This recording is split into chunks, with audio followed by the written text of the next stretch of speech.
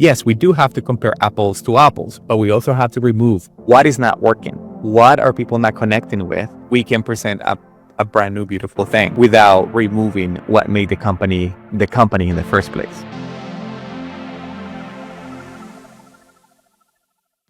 I'm Francesca, and I'm doing this interview for my master thesis. I'm a student from Bocconi in Italy and a double degree student from HEC in Paris. And I'm working on brand revival, so I invited Juan to be interviewed with me today. Yeah, thank you, Francesca. I appreciate the invitation tremendously. Let's dive in. Thanks, you. What knowledge and skills are required to manage brand heritage? Well, Francesca, it's funny that you mentioned this because at Nomad, so the strategy and design agency that my wife and I own, we focus on legacy businesses. So what you call heritage businesses. So we work with companies that have been in the business for 20, 30 years. So we need to be careful with the history when they come through a rebrand. So in fact, my niche or my ideal client persona or the people that we serve are not startups and new brands. We actually focus on rebrands. So this is right in sync with what we do. And it comes down to the following. Well, first and foremost, you need to understand proper brand strategy when it comes to these things. You need to understand the why behind it all, the why behind the purpose of these companies. You need to understand why specific pieces of the brand's history need managing and why we need to highlight them too. You need to know what needs to be enhanced out of those heritage or legacy businesses. And you also need to know what needs to be dialed back, because what took you here won't take you there. So whatever had worked so far in your brand, whether it's marketing, visuals, your messaging, and grew your company for the past 20, 25 years will not take you to the next decade or 2 decades or the next century. So you got to be careful with those things. And that's how we see it. So if we go through the actionable things and skills that you asked, it all depends on who's managing the brand. If we're speaking from a design perspective, which is my side of things and where I would focus on, then obviously you need to focus on design and you need to know about design. You also need to know about what looks good, what people call on LinkedIn or social media taste, or the eye, to know what exactly works from a visual brand perspective. And if we're talking marketing, then obviously you're looking at copywriting skills. You're looking at proper understanding of the channels where this copy is going to live. So you need to understand that too. And if I were to dial it down to my perspective, being a brand strategist myself and as a designer and also a marketer, I'd say that the most important skills to manage heritage brands or legacy brands, as I like to call them, would be storytelling, marketing techniques. It would be having the eye for design, which I already mentioned, and understanding what looks good and what doesn't and what works. Okay, thank you. And what are the differences between managing a heritage brand and a new brand? That's a good question, Francesca. I'd say that managing a heritage brand and compared to a new brand, and again, knowing that my focus is not startups, my focus is legacy businesses, there's a massive difference, because when you're telling a brand new story, let's say you're working on, again, a startup or something that was conceived maybe a few years ago and it doesn't have a lot of history, the approach to that is going to be just much contemporary and much newer, and you get to tell the story because you're building it as you go. And when it comes to legacy businesses, you might use the same skill set from a design perspective, a marketing perspective, and a managing perspective, though the treatment and the approach is completely different, because you're going through potentially a rebrand or maybe like a refresh, whether it's light refresh or a massive refresh. You need to work hand in hand with, hopefully you have access to the founder or someone who knows the history of the brand more than anybody else. And you're in charge of keeping that history and that story consistent and bringing it to this new era. So I'll give you an example. One of the most recent rebrands that we did is Wellens Group. And the Wellens Group was a construction company that had been in the area for close to 42 years, I believe. So we have to be careful with that history when we're going through a whole refresh of the brand from a brand perspective, and from a marketing perspective as well, and how it was going to be portrayed on social media, how we were going to talk about it. So you just need to make sure that you're conveying the right message, and that everything that you collect in the process of what needs to stay consistent from what needs to be kept in a way from the original brand, is properly sent out into the new audience and the old audience as well. I see. How can brand heritage be communicated to contemporary consumers while preserving its authentic roots? Well, we kind of like tapped on that a little bit already, so I kind of like answered that question already. But if I were to repeat myself slightly here, the way that a legacy brand or a heritage brand that you call it, that's brand new to me. I'm gonna start adopting that phrase in my day to day. It can be presented to an audience now, but the best way to do it, and based on our experience and our expertise, it would be through doing a proper brand strategy session. So working with the client, understanding the why behind it, the what, the how to do it, who you do it for, and if you understand then doing the right exercises to keep what's important in the legacy of the brand is also giving it a modern twist in a way. So you take all this history, all these things that were done in the past, you look at what's working, what's not working, and then you kind of like wrap it into the next century, hopefully. And when you go through a rebrand, you don't have to do it every 2-3 years. But that's the way that I see it. I'd say that if you know properly that you've accomplished a brand strategy that is strong for the new brand, then you can focus on the visuals, what we call brand identity. So the visuals, the copywriting, and then you kind of like hand it over to marketing. And how can the authenticity of brand heritage be assessed? I'm going to say that the clients are at the center of it all. You need to understand the audience. So as brand strategists, as brand designers, as brand marketers, we can do anything we want, but if we're not listening to the audience, and if we're not focusing on what works for the audience, then we're not assessing things properly, because we are, quote unquote, the people responsible to do it and to do it well. But at the end of the day, the audience is the one that assesses if we did a good job or not. I can think of like Cracker Barrel, for instance. I don't know if you're familiar with what happened with Cracker Barrel last year and the rebrand. And they did a beautiful job when it comes to visuals and all of that, but the people didn't want a rebrand, and the adoption was not great. They removed the logo and they did so many things to that brand that they had to go back and listen to the audience, and they backtracked and backpedaled, and they went back to the old brand because people didn't want that. They wanted to keep the brand as it was, and they never felt that it needed to be redone. So that's the way that you need to assess every single decision from a brand perspective based on your audience and what they're telling you. If you're not listening to your audience, then you're not assessing things properly. Which brand elements should remain unchanged to preserve authenticity? Well, there are proper strategies to find that out, and there is a proper framework and a set of questions that you can use, and you can tap into like psychology when it comes to these things for you to allow whoever is in charge of that rebrand, whether it's the founder or the CEO or the CMO or the marketing team, whoever has decided that a rebrand needs to be considered or a legacy rebrand has to be considered, then I would say, okay, so let me backtrack a bit.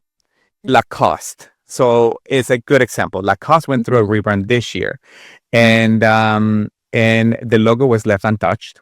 They didn't did any, like the typography was left untouched. The visual perspective was left untouched, but everything else to tell the story was touched. It was brought to this era, more of the Gen Z type of deal with that nostalgic sort of vibe. So if I were to say what needs to be preserved is the reason the company exists in the first place, the elements that connect with the current audience, Do not strip away the things that have made that connection through decades and decades and decades, and leave untouched the opportunities to keep elements while attracting a new audience. So you just got to be so careful with not washing off everything that's important about a specific brand. What is the impact of brand authenticity on overall brand equity? I love that question, and I'm going to tell you why. Because if people cannot connect with the brand, then you have a problem. Then you've done nothing. It's much easier to connect with people at a human level. It is it is your job to leverage how people react to it and how the people that work for the company, whether it's employees or investors or whoever is involved in that company, become brand ambassadors too. Because they are the ones who speak the brand. They are the ones who react the way that the brand reacts. They are the ones who behave like the brand, right? So you need to make sure that the beliefs and the values of the people representing that brand are aligned with the purpose. So I can go back to the why. The why is that the reason why the company exists in the first place beyond money. And that's what makes that brand connection with people. So the impact of being authentic from a brand awareness perspective is the key to leveraging brand equity entirely. Is that connection that you have from human to human. The brand just happens to be the house where you're hosted. That's interesting. And what are good and bad debts for brands? I believe that that a bad death is when a brand still means something to people, and the company just kills it. So it wasn't like they went out of business just because of Echo. As I said, they had other reasons, but it still lives in people's hearts. Let's call it a good example is MTV. Like MTV went out of business, I believe, this year, but it will always be. I don't know if you're too young to know MTV and the whole thing, like early 2000. Okay, you used to watch MTV, so I believe that's a perfect example because it didn't go out because they were, well, I don't know the details, but it tapped into a nostalgic part of the heart. Like it pulled our strings when MTV went out of business. People were like, oh no, I can't believe that they're going out of business, because I never thought of it as a good death and a bad death. I just knew people, like, brands went out of business, period. But I never took my time to think about, like, was it a good death or was it a bad death? What are the success factors of phantom brand resurrection? Like brand revival here, simply saying. So first, the brand had to be real to people before it died. Like similar to what happened with MTV. So I can, like, go back to the MTV example. I would say that it would be really cool if we'll get to see a resurrection of that brand in the future, because when it went out, people were legitimately hurt that it was going out of business. Like now they're thinking about it. So we'll see. TBD on that one. And second, I believe that you also got to know who you're talking to. Like in order to do that, you need to win back all fans. It would be so cool if we get to chat about this in like 5 years. If MTV comes back, it would be amazing. And third, I believe that the brand needs to feel old, but new at the same time. So I believe that at that point needs to be that rebrand situation where we can tap into the history, the nostalgic side of things, but then you kind of like reshape it and then you bring it back to life. It would be pretty cool to see that again. I believe that the MTV would be a perfect case study for this, of a successful phantom brand resurrection if they come back. How much of successful resurrection can be explained by characteristics innate to the brands, and how much can be explained by consumer culture? That is a tricky question. Let's start with that. So Yes. allow me to try to answer it to the best of my ability. For me, it's mostly the culture, not the brand itself. A brand doesn't have magic to be built into it. The value, from my perspective, lives in the people that are invested in that brand. In that feeling, you cannot fix it. you cannot orchestrate it. It depends on the people who looks at it and is invested in that brand. When I look at a brand for a comeback, I would say I'm not asking for how good the brand was. I'm asking who still cares about it and who would be invested in it. And then I would say that the brand itself is raw material. You don't know, like it's there, but the brand in brand meaning, you control the brand identity. You control the visuals, you control the messaging, you control the way that it presents itself. And you do that through a lot of work and frameworks. And you do it with a lot of step-by-step processes. But at the end of the day, the brand is what people makes it to be. So you can do so much. But if you're not in sync with what works and what people want, and you want to do pretty things, but you missed on the purpose of it all, then you have completely disconnected yourself from the equation, and you have disconnected the company with what the brand is according to the audience. Majority of people I talk with is like a lot about, you have to listen to people, because at the end is the people, like are people deciding if the brands will survive or not. So it's something that I'm reflecting on a lot. And how do companies take the decisions about brand changes, and what are the internal processes of such marketing work? Okay, well, there are frameworks that you can follow. There is step-and-step processes to find out exactly what decisions need to be made when. There are instructions you can follow that can tell you what changes need to be made when and where about specific brands. That being said, are we talking lightly, maybe like a small campaign? Are we talking about a complete rebrand of a company? So as a brand strategist myself, or and other people that might be reading this document or this paper that you'll be writing or listening to this interview, your professors, yourself, and whoever is going to have access to this at some point, I would say that our job is to be the ones who lead the process. We direct the people in charge of making this type of decisions. There's a lot of psychology that goes into brand strategy and brand development and brand design and brand identity and brand visuals. And there's a structure of questioning at the beginning of this process that can be used to help people from the core of the company. It would be ideal if the founder of the company is still around and kicking. And so you can tap into that person's mind when it comes to rebrands and so on.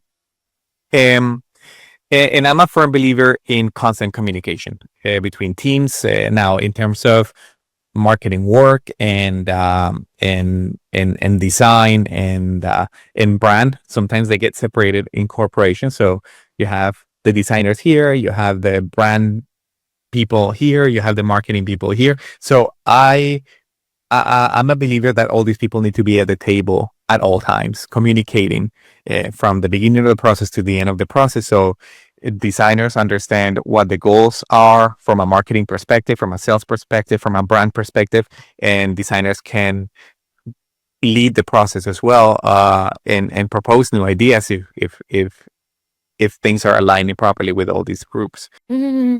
No, sure. Yeah, I feel like I'm yapping here, Francesca. No, you also did the research. I mean, like, yeah, that's nice. And under what conditions are relaunch brands closely assessed vis-a-vis the original brand, and under what conditions are they allowed more degrees of freedom? So let me start with I had to look up what vis-a-vis meant. I was like, I have no idea what this means. So French. little French class and research there.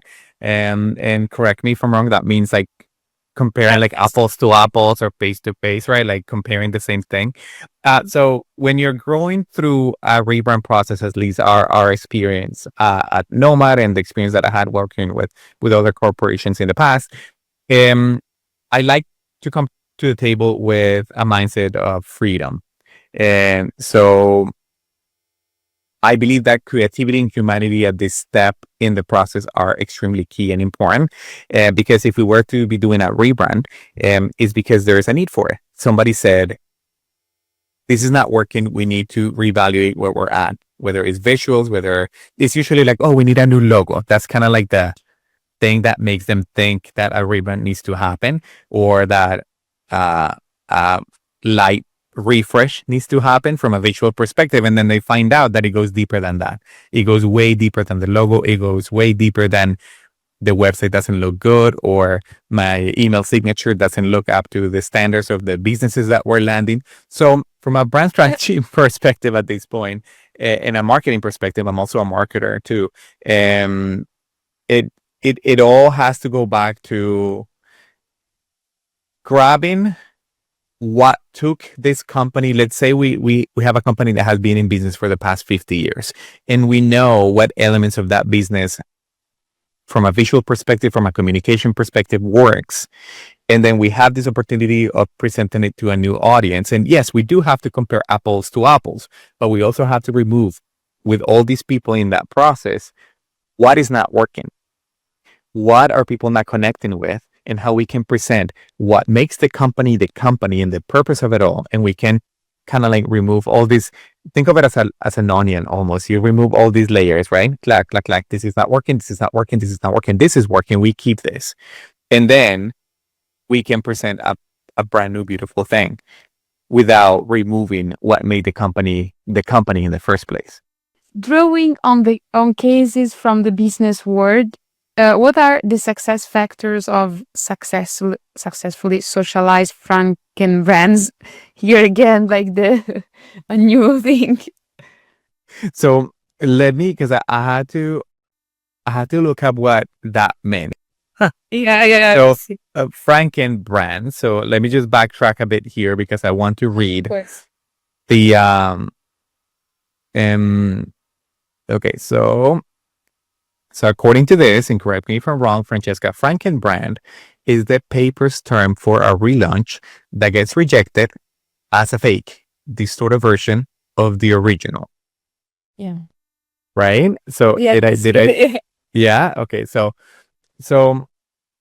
based on what you sent me and my understanding, because this is a brand new concept to me, I hadn't thought about this. So I would say that based on the information you provided me with and what I learned these past couple of days that I had the chance of looking at the documents and looking at the papers and just doing some more poking here and there, understanding what the concept was, I would say that the biggest mistake companies make at this point would be, let's say, telling people, trust us because we are the real deal. That never works. You cannot claim authenticity if you haven't earned it. So in the case of this Frankenbrands, you provided me an example of the guitars, what's it called? Hagstrom guitars?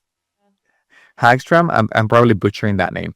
But according to the study and what you sent me, it says that when they relaunched, the diehard fans, like whoever they were behind this brand, they call it fake right away. They didn't connect with it. They didn't feel like it was authentic and it was made for them.